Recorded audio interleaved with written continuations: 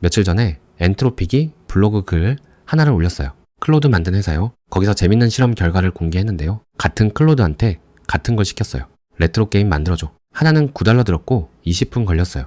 하나는 $200 들었고 6시간 걸렸어요. $9짜리는요. 게임이 안 돌아갔어요. 플레이 버튼 눌러도 캐릭터가 안 움직여요. $200짜리는 실제로 플레이가 됐고 AI가 레벨도 만들어주고 스프라이트도 그려줬어요. 같은 AI예요. 모델이 같아요. 다른 건 딱 하나. AI를 어떻게 쓰냐? 그 구조가 달랐어요. 오늘은 그 이야기를 해볼게요. 먼저 지금 대부분의 사람들이 AI를 쓰는 방식부터 짚어볼게요. 챗 GPT든 클로드든 보통 하나한테 다 시키잖아요. 이거 만들어줘 하면 그 AI 하나가 기획도 하고 코드도 짜고 테스트도 하고 다 해요. 엔트로픽이 이걸 분석해봤더니 문제가 두 가지 있었어요. 첫 번째, AI가 오래 일하면 멍청해져요. 엔트로픽이 붙인 이름이 컨텍스트 불안이에요. 대화가 길어지면 AI가 앞에서 한 얘기를 까먹기 시작하거든요. 근데 더 재밌는 건요. 까먹는 것만이 아니라 AI가 나 곧 한계 오겠다 하면서 일을 대충 마무리하려고 해요. 아직 할 게 남았는데 스스로 됐다. 이 정도면 충분하다 하고 끝내버리는 거예요. 비유하면 이래요. 직원한테 큰 프로젝트를 맡겼는데 그 직원이 퇴근 시간이 다가오면 남은 일을 대충 처리하고 다 했습니다 하고 퇴근해버리는 거예요. 두 번째 문제가 더 심각해요. AI가 자기가 만든 걸 자기가 평가하면 항상 잘했다고 해요. 사람이 보면 게임 플레이가 안 되는데 AI한테 이거 잘 된 거야 물어보면 네, 잘 됐습니다. 완벽합니다. 이래요. 진짜로요. 이게 왜 그러냐면요. 자기가 만든 거니까요. 사람도 그렇잖아요. 내가 쓴 글, 내가 읽으면 잘 쓴 것 같거든요. 남이 읽으면 바로 보이는 문제가 본인은 안 보여요. 엔트로픽은 이 두 가지 문제를 풀기 위해 AI를 쓰는 구조 자체를 바꿔봤어요. 엔트로픽이 처음 시도한 건 프론트엔드 디자인이었어요. 웹사이트 만드는 거예요.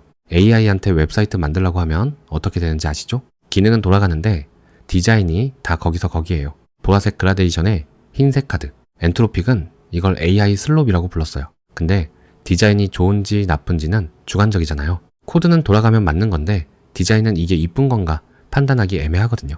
그래서 엔트로픽이 한 게 뭐냐면요. 겐이라는 개념에서 아이디어를 가져왔어요. GAN이 뭐냐면요. AI 세계에서 유명한 구조인데 만드는 쪽이랑 판별하는 쪽을 따로 두는 거예요. 만드는 쪽이 그림을 그리면 판별하는 쪽이 이거 진짜 같아 가짜 같아 평가해요. 만드는 쪽은 판별하는 쪽을 속이려고 더 잘 만들고 판별하는 쪽은 더 까다롭게 평가하고 이렇게 서로 경쟁하면서 품질이 올라가는 구조예요. 엔트로픽은 이걸 코딩 에이전트에 적용했어요. AI 두 개를 썼는데요. 하나는 만드는 쪽, 제너레이터. 하나는 평가하는 쪽, 이벨루에이터. 근데 여기서 핵심이 있어요. 평가하는 쪽을 그냥 이거 좋아? 하고 물어본 게 아니에요. 네 가지 기준을 만들었어요. 디자인 품질, 독창성, 완성도, 기능성. 특히 디자인 품질이랑 독창성의 가중치를 더 줬어요. 왜냐면 AI가 완성도랑 기능은 기본적으로 잘하거든요. 부족한 건 미적 감각이니까. 그리고 이벨루에이터한테 플레이라이트라는 도구를 줬어요. 이게 뭐냐면 AI가 직접 웹사이트를 클릭하고 돌아다닐 수 있는 도구예요. 스크린샷 찍고 버튼 눌러보고 스크롤하고 사람처럼 직접 써본 다음에 점수를 매기는 거예요. 이렇게 만들고 평가하고 피드백 받아서 다시 만들고 또 평가하고 이걸 5번에서 15번 반복했어요. 결과가 어땠냐면요. 여기서 진짜 재밌는 게 나왔어요. 네덜란드 미술관 웹사이트를 만들라고 시켰거든요. 9번째 반복까지는 깔끔한 다크 테마 랜딩 페이지였어요. 예쁘긴 한데 예상 가능한 수준이었어요. 근데 10번째 반복에서 갑자기 확 바뀌었어요. 기존 디자인을 통째로 버리고 3D 공간으로 바꿔버렸어요. CSS로 체크무늬 바닥을 깔고 벽에 그림을 자유롭게 걸어놓고 문을 통해서 다른 갤러리로 이동하는 구조. 스크롤이나 클릭이 아니라 미술관을 걸어다니는 경험을 만든 거예요. 이건 엔트로픽도 예상 못했대요. AI가 스스로 이 방향은 한계가 있다. 완전히 다른 걸 시도해보자 라고 판단한 거거든요. 디자인에서 효과를 봤으니까 다음 단계로 갔어요. 진짜 애플리케이션을 통째로 만드는 거. 여기서 에이전트가 2개에서 3개로 늘어났어요. 하나가 추가됐는데 플래너예요. 기획자. 왜 기획자가 필요했냐면요. AI한테 레트로 게임 만들어줘라고 하면 바로 코드부터 짜기 시작하거든요. 뭘 만들지 깊이 생각 안 하고 그냥 시작해요. 그래서 결과물이 얕아요. 플래너는 한 줄짜리 요청을 받아서 전체 제품 스펙으로 확장하는 역할이에요. 레트로 게임 만들어줘 라는 한 문장을 받으면 레벨 에디터는 어떤 기능이 있어야 하고 스프라이트 에디터는 어떤 도구가 필요하고 AI 기능은 어디에 넣을지까지 전부 설계해주는 거예요. 근데 여기서 중요한 게 있어요. 플래너한테 기술적인 세부 구현까지 정하라고 안 했어요. 무엇을 만들지만 정하고 어떻게 만들지는 구현하는 에이전트한테 맡겼어요. 왜냐면 기획 단계에서 기술 디테일을 틀리면 그 실수가 이후 전체 구현에 퍼지거든요. 그리고 제너레이터 만드는 쪽이 있고요. 이 친구는 스프린트 단위로 일해요. 한 번에 전부 다 만드는 게 아니라 기능 하나씩 만들어요. 마지막으로 이밸루에이터. 이 친구가 진짜 핵심이에요. 아까 디자인에서 했던 것처럼 플레이라이트로 직접 앱을 써보면서 테스트해요. 근데 여기서 하나 더 있어요. 제너레이터랑 이밸루에이터가 각 스프린트 전에 계약을 맺어요. 이번에 이거 만들 건데 완료 기준은 이거다 하고 미리 합의를 해요. 그래야 만드는 쪽도 뭘 해야 하는지 명확하고 평가하는 쪽도 뭘 기준으로 평가할지 명확하거든요. 자, 그래서 이 구조로 만든 결과가 아까 오프닝에서 말한 $200짜리 게임이에요. 정리하면 이렇습니다. 플래너가 뭘 만들지 설계하고 제너레이터가 하나씩 만들고 이밸루에이터가 직접 써보면서 이거 안 되는데 피드백 주고 제너레이터가 고치고 이 사이클을 계속 돌린 거예요. 그럼 실제로 얼마나 차이가 났는지 좀 더 자세히 볼게요. $9짜리 단일 에이전트가 만든 게임이요. 열어보면 처음엔 괜찮아 보여요. 레벨 에디터도 있고 스프라이트 에디터도 있어요. 근데 클릭해보면 문제가 보이기 시작해요. 레이아웃이 공간을 낭비하고 워크플로우가 뭘 먼저 해야 하는지 안내가 없어요. 그리고 결정적으로 게임을 플레이하면 캐릭터가 안 움직여요. 핵심 기능이 고장나 있는 거예요. $200짜리는요. 16개 기능이 10여 개 스프린트에 걸쳐서 만들어졌어요. 레벨 에디터, 스프라이트 에디터 기본은 당연하고요. 스프라이트 애니메이션 시스템, 사운드 이펙트, AI 스프라이트 생성기, AI 레벨 디자이너까지 들어갔어요. 그리고 진짜 게임이 플레이가 됐어요.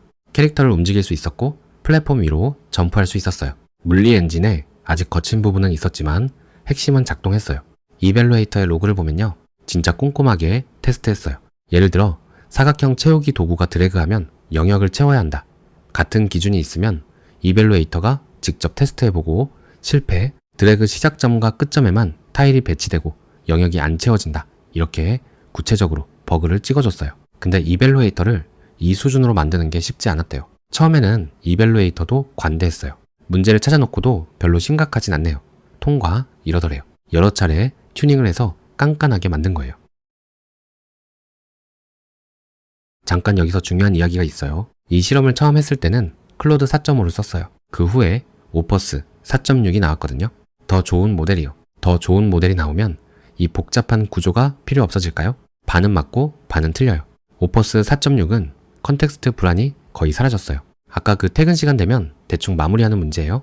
그게 안 생겨요. 그래서 스프린트로 나눠서 일 시킬 필요가 없어졌어요. 한 번에 2시간 넘게 일관되게 작업할 수 있게 된 거예요. 그래서 스프린트 구조를 빼버렸어요. 3 에이전트는 유지하되 더 단순하게 만든 거예요. 이 단순화된 구조로 뭘 만들었냐면요. 브라우저에서 돌아가는 DAW를 만들었어요. DAW가 뭐냐면 음악 만드는 프로그램이에요. 멜로디 만들고 드럼 패턴 깔고 믹싱하고 이펙트 넣고 프롬프트는 딱 한 줄이었어요. 브라우저에서 돌아가는 DAW 만들어줘. 3시간 50분 걸렸고 $124 들었어요. 결과물이요. 진짜 노래를 만들 수 있었어요. 근데 여기서도 이밸루에이터가 빠진 기능을 잡아냈어요. 오디오 녹음이 버튼만 있고 실제로 안 된다. 클립을 드래그로 이동할 수 없다. 이런 것들을요. 모델이 좋아져도 마지막 디테일을 놓치는 건 여전하더라는 거예요. 이 글에서 제일 인상 깊었던 문장이 하나 있어요. 엔트로픽 연구자가 이렇게 말했어요. 모델이 좋아져도 하네스 조합의 가능성은 줄어들지 않는다. 이동할 뿐이다. 이게 무슨 뜻이냐면요. 모델이 발전하면 지금 복잡하게 만들어 놓은 구조의 일부는 필요 없어져요. 스프린트 구조처럼요. 모델이 알아서 하니까. 근데 그 대신 더 어려운 걸 시킬 수 있게 되니까 거기서 또 새로운 구조가 필요해지는 거예요. 쉽게 말하면요. AI가 발전하면 도구를 잘 쓰는 사람이 필요 없어지는 게 아니라 더 높은 수준에서 필요해지는 거예요. 정리하면요.